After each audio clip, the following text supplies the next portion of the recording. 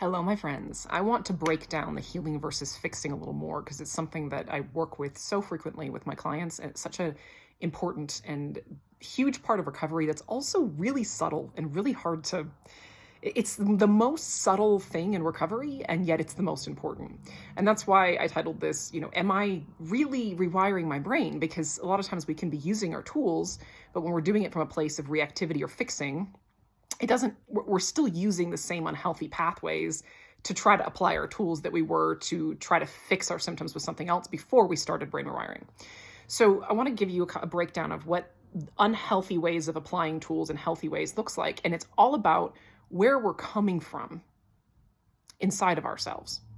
So four places we come from within ourselves that are innately limbic. And if this is the main place that you are coming from currently in your practice, those pathways that are related and connected to your symptoms are still being activated. It's fear, reactivity, fixing, and obsession. So what that could look like is waking up in the morning, and for most of my clients, they wake up quite activated. It's quite normal to wake up in a lot of stress chemistry for a couple of reasons. And if we're in fear and obsession and fix it and reactivity, it's like, oh, I've got to make this go away. Like I can't handle this experience. I've got to fix it. I've got to get it away from me. I'm overwhelmed. I'm scared. Or even a place of, how do I fix this pattern of waking up activated? Or I've got to fix this problem so that I can perform at work today or perform as a mom for my kids or whatever it is, just to whatever the thing is. That's an example of when we wake up in the morning and how we're facing practice. Let's take that same example and apply it from a place of healthy pathways. Now, healthy pathways are coming from four places as well. We have love, we have healthy desire, we have meeting needs, or value. So you could wake up activated in the same scenario and say, okay, I'm recognizing a need. My nervous system and brain need regulation. I'm dysregulated right now. I'm in a lot of stress chemistry. I'm going to meet that need by using tools, doing my practice, giving myself dose chemistry, sending those signals of safety to myself because I love myself and I recognize this need. So we're coming from a place of meeting needs from love instead of this fear-based place of, oh my goodness, something bad's going to happen if I don't do it, or I won't feel okay, or like what happens if I don't meet the needs, and all that kind of fear. It could also be, let's say you're someone who's working while you're recovering.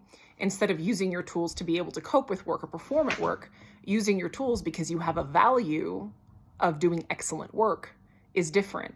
You're waking up with the intention to use, nervous system and brain regulating tools so that you can perform at your personal best that day because it's important to you, not just so that you can keep your job or please your boss or make sure that your income is secure. You're saying, no, this is important to me to do a good job because this is a value I have. Even if it's keeping your job, it's coming from, well, I love myself and I want to make sure my income is stable. So I'm going to use my tools to help myself gain this steady regulated system so I can produce quality work in a steady regulated way. But it's a very different place we're coming from. One is very much prefrontal, more higher brain function, executive function, a thought out logical choice that we're making from a more mature place within ourselves and a higher level of function as more of a human being, not just this survival reactive animal instinct of the limbic system. So that's what that looks like when you actually apply it throughout the day.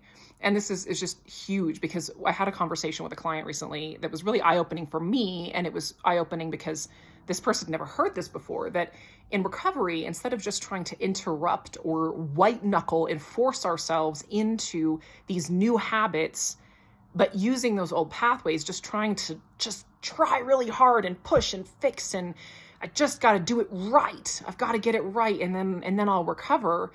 It's a matter of letting go of those ways of all of that and saying, no, I'm creating healthy pathways and replacing the old ones with the healthy ones. But healthy pathways come from a place of innate wholeness. They come from a place of recognizing that we have this innate seed of wholeness within us, and we can always, no matter how, on big scale, in moment to moment, sometimes we're just struggling. But in the bigger picture, we could always be making a conscious choice to come from love, to come from a value or a healthy desire for a better life for yourself. So that's my offering for you guys today, to just break that down a little bit more. Love you guys.